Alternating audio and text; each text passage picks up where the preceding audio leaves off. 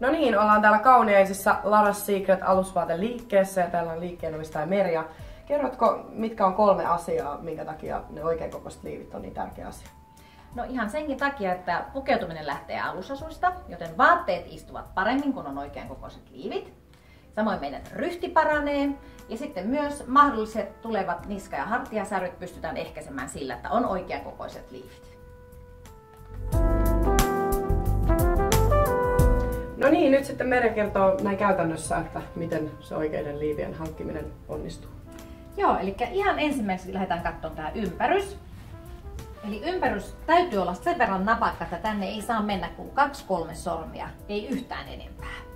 Koska muuten se lähtee kiipeämään ylös ja sitten tippuu olkaimet alas. Sen jälkeen katsotaan sitten tuo kuppikoko, eli se täytyy olla myös tarpeeksi iso. Eli se, että kaari menee kohti kainaloa, jolloin kaikki aarteet mahtuu sisään. Voit tehdä vielä semmoisen taikanoston, eli varmasti kaikki ylimääräiset on kyydissä.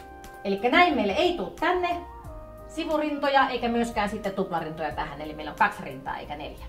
Sitten täytyy muistaa myös olkaimet säätää, nehän ei mene itsestään paikoilleen.